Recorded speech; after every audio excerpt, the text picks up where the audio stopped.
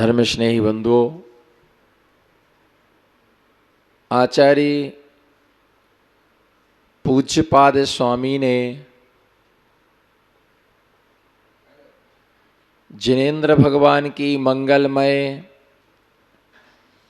आराधना करते हुए पंच परमेष्टि भगवान की मंगलमय आराधना के फलस्वरूप जिन सिद्ध सूर्य देशक साधु बरान मल गुणगणोपेतान पंच नमस्कार पद त्रिसंध्यमभि नौभि मोक्ष लाभाए। मोक्ष प्राप्ति के लिए पंच परमेष्टि पदों की आराधना करना अत्यंत आवश्यक है और उनके गुणों को ग्रहण करने के लिए भव्य जीव निरंतर पंच परमेष्टि पदों का स्मरण करता है, जिसमें नमोकार मंत्र की महिमा के लिए बतलाया कैसे पंच परमेष्टि मोक्ष की प्राप्ति के लिए पंच नमस्कार पदई पंच नमस्कार पदों के द्वारा पांच परमेष्टियों के पदों के द्वारा त्रिसंध्याम तीनों संध्याओं में अभिनौमी नमस्कार करता हूँ। तीन प्रकार की जो संध्याएं हैं, प्रातःकाल, मध्याह्न काल और अपराह्न काल, तो ऐसा यहाँ पर दिया कि तीनों कालों में पंच परमेष्टि भगवान की आराधना करना चाहिए, पंच परमेष्टि का नाम स्मरण करना चाहिए।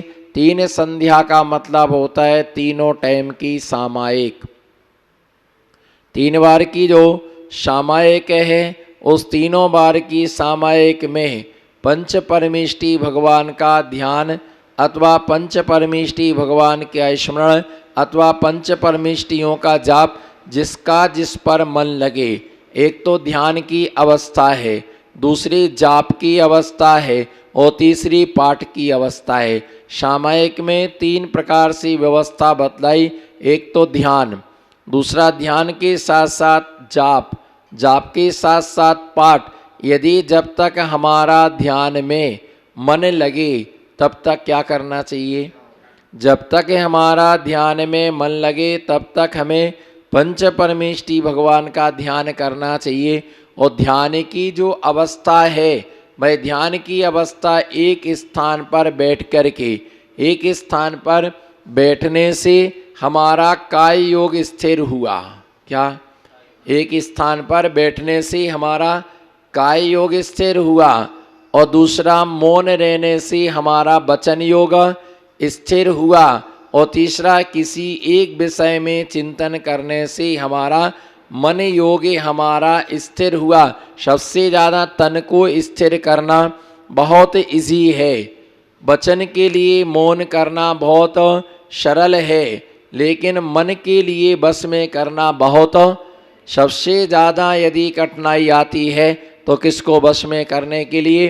मन को बस में करने के लिए सबसे ज़्यादा कठिनाई आती है, मन को बस में करने के लिए। और यदि मन बस में हो गया है तो बाकी सब अपने आप क्या हो जाते हैं, है ना? वचन मन की चंचलता है। क्या?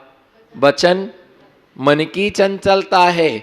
यदि हम मन से कोई क्या ना करें, विचार ना करें, तो वचन रूप से वो परिणत नहीं हो सकता है ना? इसलिए अभिचारम द्वितीयम, जो दूसरा शुक्ल ध्यान है वो क्या होता है? अभिचार होता है। उसमें किसी भी प्रकार का विचार नहीं होता है। जैसे क्या है, हमारा ऐसा विचार है, बोलो हमारा ऐसा विचार, मन में कुछ आया तो हम उसके लिए वचनों के द्वारा उसके लिए व्यक्त करने की क्या करते हैं? चेष्टा करते हैं। जैसे मान लो कोई कोई व्यक्ति जीव है, एक इंद्रिय को वचन बल नहीं होता है। क्या नहीं होता है? एक इंद्रिय को वचन बल नहीं होता है। वचन बल दो इंद्रिय से प्रारंभ होता है और उसके लिए ये दिया कि वचन बल जो होता है, अक्षर के दो भेद होते हैं। अक्षर जो है ना, भाषा जो होती है अक्षरी और निरक्षरी, भाषा के दो भेद, एक अक्षरी और निरक्षरी। तो दो इंद्री से लेके असंगी पंचेंद्री तक जीवों की जो भाषा है वो निरक्षरी है। वो क्या है? दो इंद्रिय से लेके असंगी पंचेंद्रिय तक की जो भाषा है वो निरक्षरी है। और संगी पंचेंद्रियों की भाषा अक्षरी भी है और निरक्षरी भी है। जैसे पशु होते हैं, बैल होते हैं, जो जानवर होते हैं, उनकी भाषा निरक्षरी है। और जो मनुष्य होते हैं उनकी भाषा क्या है? साक्षरी है।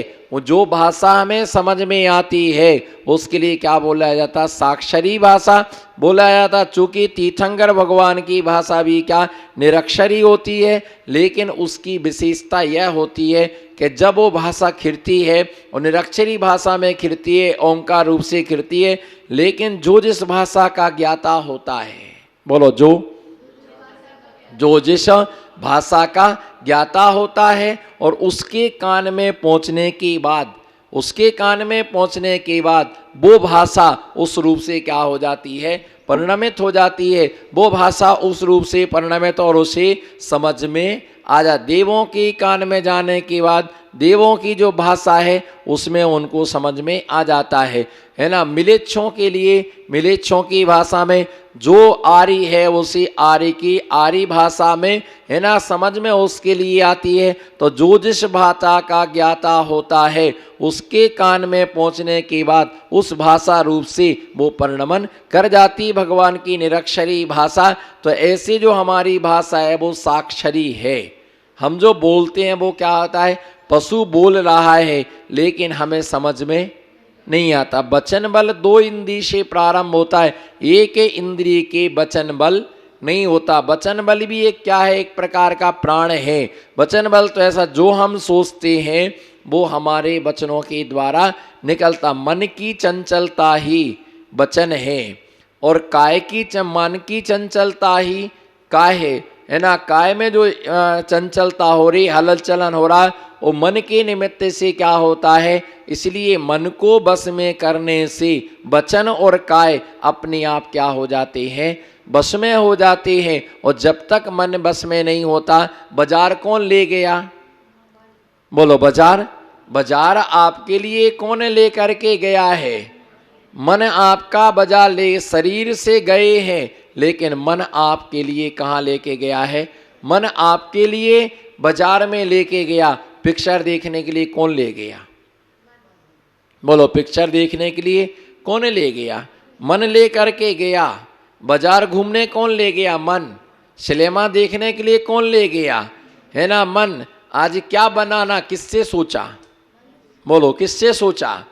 बनाया जाएगा कल, बनाया जाएगा प्रातःकाल 7 बजे। बोलो, बनाया जाएगा प्रातःकाल 7 बजे और सोचा जाएगा शाम को 7 बजे और रात को 10 बजे चले गए।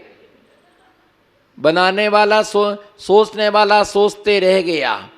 बनाएंगे सुबह 7 बजे, सोचेंगे शाम को 7 बजे। तो विचार पहले होता है और कार्य, बोलो, विचार पहले होता है और कार्य बाद में होता है ना। विचार तो इस प्रकार से क्या होता है कि विचार पहले होता है, सोचते हैं हम, और जितना सोचते हैं उसका 1% भी हम कर नहीं पाते हैं। पहले मन में विचार आता है, हम सोचते हैं कल ऐसा करना है, शाम को सोच लेते हैं और कल हम उस कार्य को क्या करेंगे? क्रियान्वित उस कार्य के लिए हम करेंगे। सोचते हम एडवांस हैं, वो कार्य हो या ना हो, लेकिन सोच हमारा पहले से चलता है। जहाँ पिक्चर देखने जाना है, कहीं भी जाना, व्यक्ति क्या करता है? विचार। ध्यान क्या है? जैसे अपाय विचय, उपाय विचय, विपाक विचय, संस्थान विचय, ये ध्यान चल रहा था कि, है ना, आज्ञा विचय, जिनेंद्र भगवान की वचनों को जो उन्होंने कहा है उसको वैसा का वैसा स्वीकार करना, उसका नाम जैसा जिनेंद्र भगवान ने कहा, बोलो, जैसा जिनेंद्र भगवान ने कहा उसको वैसा का वैसा स्वीकार करना, इसका नाम क्या है? आज्ञा विचय। तत्व कितने होते हैं? 7, है ना।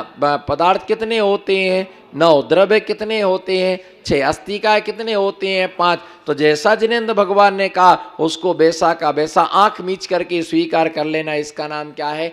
आज्ञा विचय। क्योंकि नान्यथा मुनि भाषणम, मुनियों के वचन कभी अन्यथा नहीं होते, तो भगवान के वचन भी कभी अन्यथा भगवान के वचन भी कभी अन्यथा नहीं हो सकते हैं। आज्ञा विचय अपाय विचय, लोग दुखों से कैसे मुक्त हों? बोलो, लोग ऐसा विचार करना, इसका नाम क्या है? इसका नाम क्या है? अपाय विचय। लोगों को दुख से छुटकारा कैसे मिले, लोगों को दुख से मुक्ति कैसे मिले? चूंकि उन्हें अपने पुण्य से छुटकारा मिलेगा, है ना। पाप कर्म क्षय होगा तब उसे दुख से छुटकारा मिलेगा। लेकिन अपन को विचार करने में कभी कृपणता नहीं करना चाहिए। ऐसा नहीं सोचना कि सारी दुनिया दुखी हो, उल्टा नहीं सोचना, है ना। अच्छा सोचना कि किसी को दुख ना हो। किसी को दुख आ गया तो भगवान उसका दुख क्या हो जाए, मिट जाए। इसका नाम क्या? अपाय विचय। विपाक विचय, वो संस्थान विचय। विपाक विचय का मतलब होता है ना। विपाक के लिए दिया विपाकोनुभवा, कर्मों के फलदान की शक्ति का नाम क्या है? विपाक। क्या? बोलो, कर्मों के फलदान देने की शक्ति का नाम क्या है? जो कर्मे के अंदर फल देने की शक्ति है, कर्मे के अंदर जो फल देने की शक्ति है, उस कर्म के फलदान देने की शक्ति का नाम पाप का उदय है। तो वो अपना फल देगा। या तो उस कर्म को काटने की क्या रखो? शक्ति रखो। क्या रखो? कर्म को नष्ट करने की शक्ति रखो। या फिर अगर नष्ट करने की शक्ति नहीं है, बोलो क्या? नष्ट करने की शक्ति नहीं है तो फल को भोगने की शक्ति रखो। किसी वस्तु को खाया है तो उसे पचाने की ताकत रखना चाहिए, उसे पचाने की ताकत रखो, उसको सहन करने की शक्ति रखो। तो कर्म जो आया है उसको नष्ट कर, उसके लिए दो उपाय है, या तो फल भोगो या फिर उसकी क्या करो? निर्जरा करो। तो ज्ञानी जीव होते हैं वो अपने, है ना, कर्म के क्या कर लेते? निर्जरा। और उदय में आने से पहले निर्जरा होगी। क्या? उदय में आने के बाद फिर तो फल भोगना है। सिर दर्द करने लगा, अब उपवास लेके बैठी तो वो कुछ नहीं होने वाला है। वो तो पहले करती तो उससे असाता वेदनी कर्म क्या होता? नष्ट होता। उदय में आने के बाद कुछ भी संभव नहीं है। इसलिए विपाक का मतलब होता है कर्म के फलदान देने की शक्ति। जैसे साता वेदनी सुख रूप फल देता है, बोलो साता वेदनी सुख रूप फल देता है। असाता वेदनी भय होना भी असाता वेदनी कर्म का उदय है। क्या? भय होना भी असाता वेदनी कर्म का उदय है। क्योंकि रोग होने पर जितना दर्द दुख नहीं होता है, भय होने पर उतना क्या होता है? भय होता है। यह लोग भय, परलोक भय, अगुप्ती भय, आरक्षक भय, है ना। ये जो भय है, वेदना भय, मरण भय। वेदना नहीं, मरण का भय होना भी एक प्रकार की क्या है? वेदना है। असाता वेदनी कर्म का उदय है। उसे डर लगता है, डर में घबराहट होती है, घबराहट में वेदना होती है, कहीं हाथ दुखते, कहीं पैर दुखते, कहीं कुछ दुखता है। अनेक प्रकार की पीड़ा का सामना उस व्यक्ति को करना पड़ती है। इसलिए सम्यक दृष्टि जीवों के लिए कहा गया कि सम्यक दृष्टि जीव शुद्ध सम्यक दृष्टि होता है। वो 7 प्रकार के भयों से क्या होता है? रहित होता। उसे किसी भी प्रकार का उसको भय नहीं रहता है। लेकिन वो अपनी सुरक्षा भी, हमें मान लो किसी को मृत्यु का भय नहीं है। क्या? बोलो, मरण का भय। सम्यक दृष्टि को मरण का भय नहीं है। इसका मतलब ये नहीं है कि वो जानबूझ करके सांप के बामी में हाथ डाले, है। डर ही नहीं है आपको, तो आपको मृत्यु से डर लगता है? अब कोई कहे मृत्यु से डर नहीं लगता है और आग लग गई कहीं तो क्या करोगे? बैठे रहोगे क्या? हम क्या करेंगे? उससे बचने की हम कोशिश करेंगे। जानबूझ करके सांप आ रहा तो हम उसके तरफ नहीं जाएंगे, अजगर के मुंह में हाथ नहीं डालेंगे। जहर, मृत्यु से डर नहीं लगता है, इसका मतलब हम जहर नहीं खाएंगे। गाड़ी आ रही है तो क्या करोगे? गाड़ी आ रही है तो क्या करोगे? बोलो जी। गाड़ी आ रही है तो हम साइड में हो जाएंगे। इसका मतलब हमें तो मृत्यु से डर नहीं है, मरना होगा तो बोलो, मरना होगा तो मर जाएंगे, बचना होगा तो बच जाएंगे, जो किस्मत में लिखा होगा वैसे ही होगा, है ना। और ऐसा विचार करके रोड पर खड़े रहे और ट्रेन तुम्हारे ऊपर से निकली, है ना, पटरी के पास, अरे भैया ये मूर्खतापूर्ण कार्य है, ये ज्ञानी का कार्य नहीं है। वो बचने का पुरुषार्थ करेंगे, कोई जबरदस्ती मुनिराज पर उपसर्ग करे तो उसको वो सहन करते हैं, उससे उपसर्ग से नहीं भागते हैं, लेकिन जानबूझ करके भी मौत के मुख में नहीं जाते हैं। उससे बचने की क्या करते, विहार करते तो एक किनारे पर चलते, बीच रास्ते पर नहीं चलते, है ना, क्योंकि सुरक्षा ही हमारा जीवन है।